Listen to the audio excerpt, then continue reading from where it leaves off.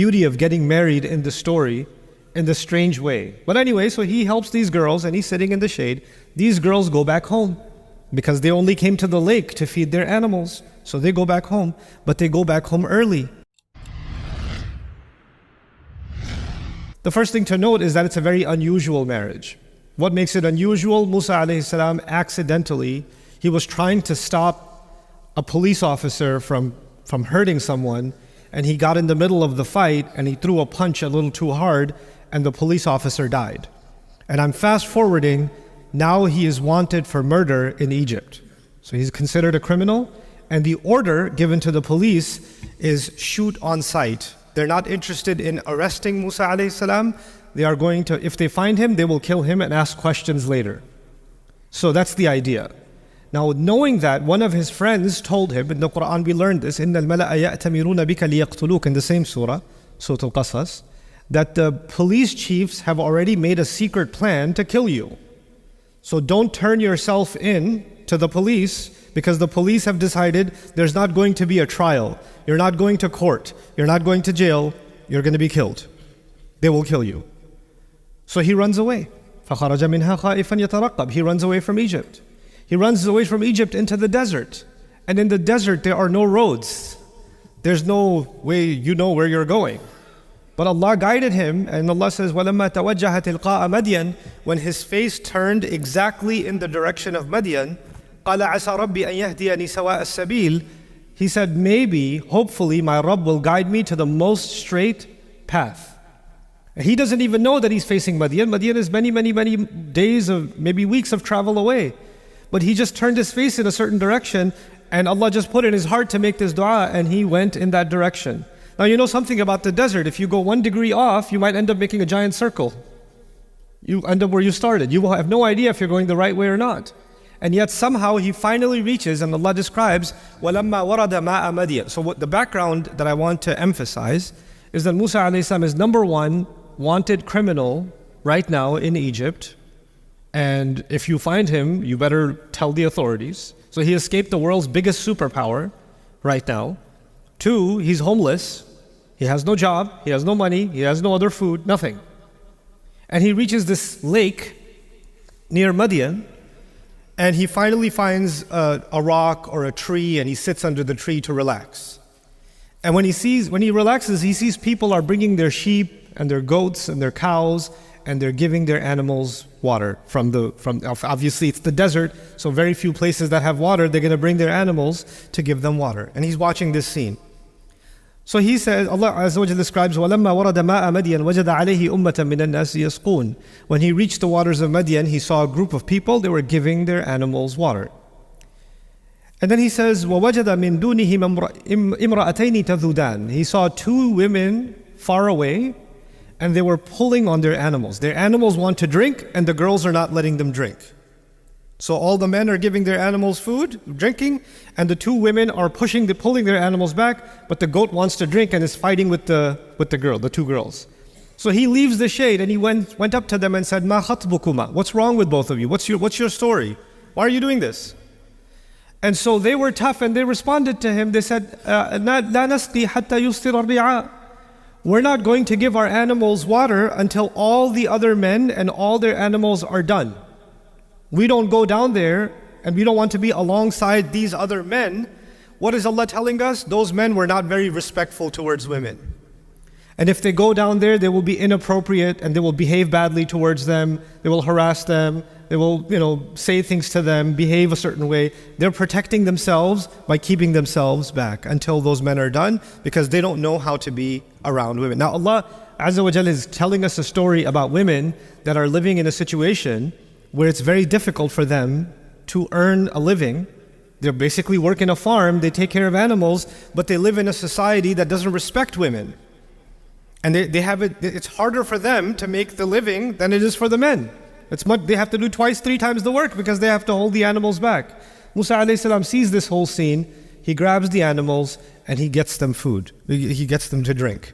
And then he brings the animals back. فَسَقَى لَهُمَا ثُمَّ تَوَلَّى إِلَى الظِّلِّ. So he gave both of those girls, animals, the drink, brought them back, and then he went back and sat down in the shade. And he says, قَالَ رَبِّ إِنِّي لِمَا أَنزَلْتَ إِلَيَّ مِنْ رَبِّي فَقِيرٌ. Right? So he says, رَبِّ إِنِّي لِمَا أَنزَلْتَ إِلَيَّ مِنْ خَيْرٍ فَقِيرٌ rather. He says, Ya Allah, whatever good you send my way, I'm faqir. I need it. The word faqir means two things. Faqir means someone who's bankrupt, someone who has nothing. Faqr also means when your back is broken. If somebody put so much pressure on your back that your back snapped, that means completely helpless. And what is Musa alayhi salam asking Allah? He's telling Allah, Ya Allah, I have no food, I have no money, I have no job, I have no safety, I have nothing. So whatever you give me, I will take it. I will not be picky. I will not say, well, yes, you gave me this water, but I really like apple juice. So I'll wait until I get some apple. He's not going to have this kind of attitude. Whatever Allah gives, in Arabic they say, Ar-Rashi radiya bima rakib. The one who is walking, he'll be happy with any ride. If you're walking 30, 50, 70, 100 kilometers and somebody offers you a bicycle, you're not saying, no. You have a BMW, we should talk. I don't want your bicycle. Whatever you get, you'll take it. So he says, Ya Allah, whatever khair you bring to me, I will take it. But the other meaning of this is also important. Musa alayhi salam felt guilty because he did kill someone and he did escape. And he knows a principle that we learn in the Quran, in al-hasanat yudhibna sayyi'at. Good deeds get rid of bad deeds. So whatever other opportunity to do something good you give me, I will take that opportunity also. Meaning he just saw these two girls that needed help, he just did some khair. And he came back and he sat down, and now he's asking, Ya Allah, if there's any other volunteer opportunity, anybody else I can help, let me know, I need the good deeds. So, Rabbi inni lima anzalta ilayya min khairin faqir. From this we also learn, and if you think about this, that every opportunity to help someone, because of the words anzalta ilayya, any opportunity to help someone was revealed by Allah. In my life and in your life. If somebody came in your life and you could have helped them, that was actually something revealed by Allah, sent down from the skies as an opportunity for you and me. And Allah is telling us, if someone like Musa alayhi salam is faqir, then you and I are definitely more faqir for any good deed. The other thing here, that when he makes this dua, I want you to go back to what he said when he first left Egypt. He said, hopefully Allah will guide me sawa as-sabil. Asa an yahdiyani rabbi sawa as-sabil. Maybe Allah will guide me to the straightest possible path. And what's beautiful is the straightest possible path led him to get married. Like Allah is actually even describing the merits and the beauty of getting married in the story in this strange way. But anyway, so he helps these girls and he's sitting in the shade. These girls go back home because they only came to the lake to feed their animals. So they go back home, but they go back home early.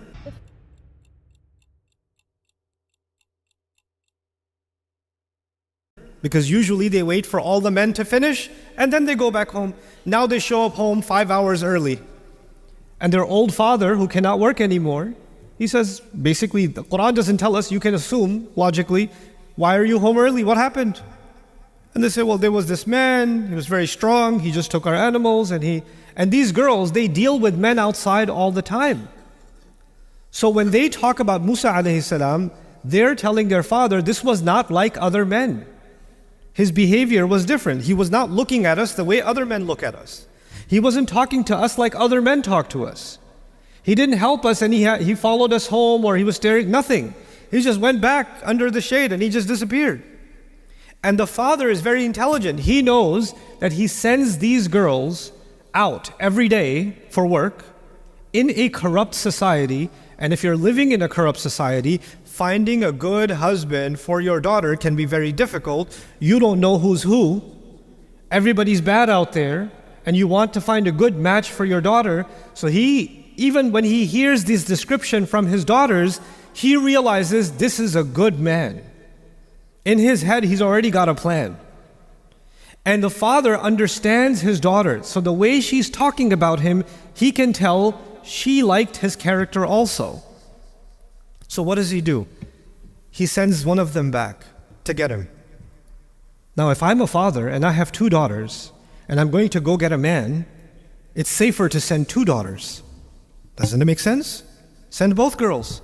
But we find in the Quran, فَجَاءَتْ إِحْدَاهُمَا تَمْشِي عَلَى اسْتِحْيَاءٍ. He said one of them, and she came walking shyly. She came walking shy. She's shy because she's alone and she's nervous. Perhaps she's also shy because her father sensed something. She kind of likes him. And it's a final test for her. He already puts tawakkul in Allah when he puts her outside every day. So he's already in this situation.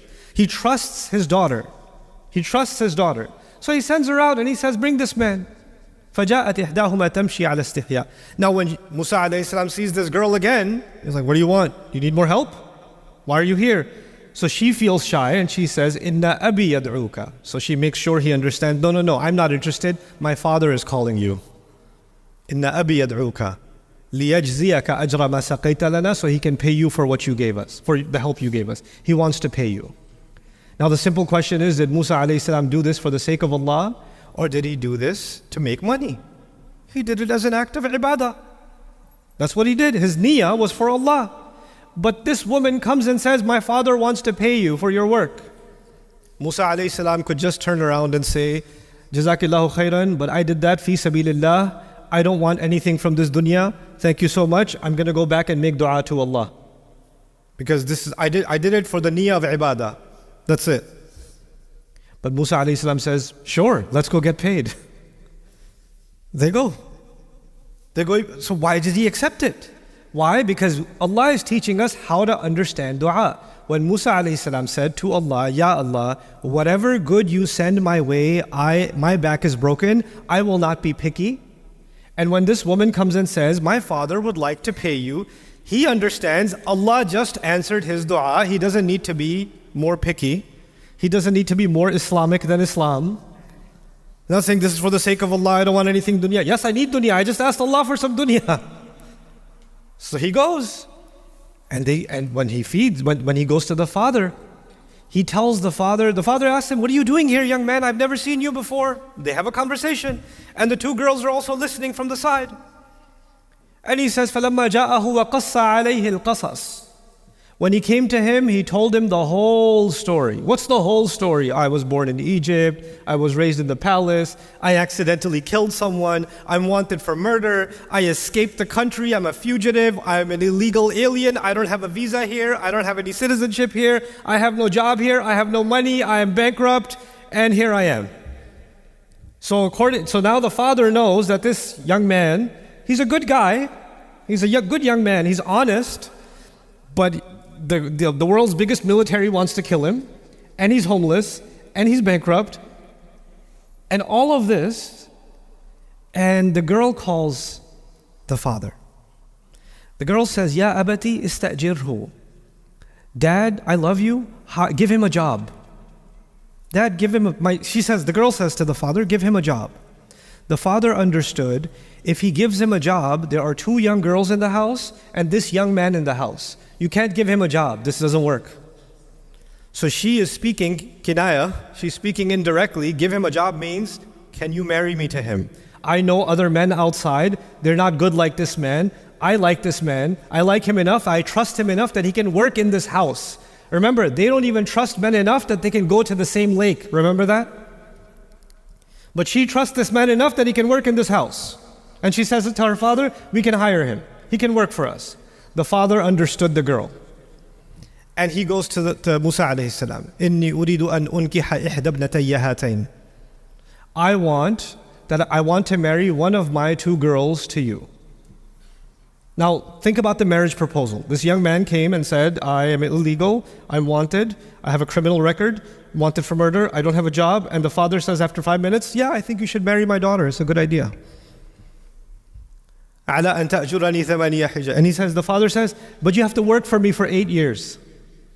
And if you want to work for 10 years, up to you. You have the choice. You have to work 8 years or 10. Now look at the genius and the wisdom of the father. This is a good man, and a good man is hard to find.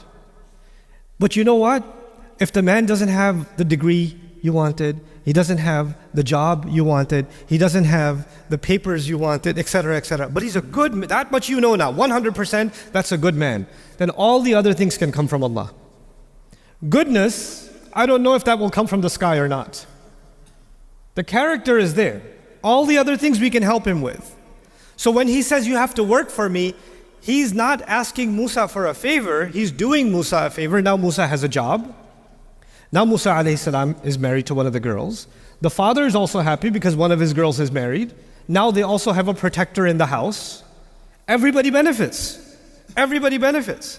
But you can imagine if we were talking about today's society, some Muslim neighbor, hey, so I heard you're getting your daughter married. Yeah. Who are you getting married to? Oh, this guy, he's not from our village. You're getting her married to an outsider? Must be a VIP, some important guy. Oh no, he's just homeless. Oh my God, what are you doing? You have such a wonderful daughter, you're ruining her future. Why are you getting her married to this person? And people talk, don't they? People talk.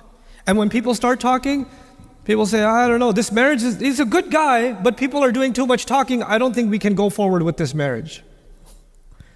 Right? This is what we do in our societies. This is what we do in our cultures. If we don't make marriage easy, and if we don't make marriage based on the right reasons are character. The right reasons are integrity. The right reasons are honesty. If we don't make marriage easy, and if we stop listening to our daughters, because we listen to everybody else. Everybody talks. The uncles are talking. The cousins are talking. The in-laws are talking. The neighbors are talking. Everybody's talking. But the one person the father needs to be listening to is his daughter. That's the one person. She's an adult. And the one thing the father needs to be checking is the character. And he tested the character too. He sent his daughter alone. He tested. And he heard the whole story. And nobody comes to the house and says, by the way, and tells the story that Musa alayhi salam tells in order to impress someone. That's not an impressive story. That's a pretty good reason to say, you know what, I think you should leave. So he's seen his honesty firsthand. And so when you find that, then everybody's noise can stay. You make the right decision for your son and your daughter. That's the teaching Allah has given us. That's the beauty Allah has given us in this surah. And so with that, what I want to sort of emphasize is when we make the door to nikah difficult, when we make the road to getting married difficult, then the road to haram becomes easier and easier and easier. And we cannot blame a non-Muslim society, a kafir society, fitna, the media, the internet, TikTok, this, that. You can't blame anyone else. Their job is to make the haram easy. Our job, Muslims, our job is to make the halal easy. So when we make the halal difficult, then we don't get to blame anybody else. We have to blame ourselves. Young men have to become more serious about work and about integrity and about character. Young women have to think more about what kind of husbands they should be looking for. Fathers, in many cultures, it's hard for fathers to have conversations with their daughters about marriage. They just say, oh, he's got a good job, just do it. Yeah, but he's he's smoking weed, he's doing that. That's okay, I know the family. He'll become better after he has a baby. This kind of nonsense, this kind of idiocy. The Quran came to save us from these kinds of behaviors. So my dua for all of you, especially those of us that are fathers, that our children are able to find good spouses, and Allah makes us a means by which their journey towards marriage is made easy and it's not made difficult. And they can have good, normal, honest conversations with us about what they do want and about what they don't want, so that we don't force them or pressure them into situations that will create fitna for the entire community.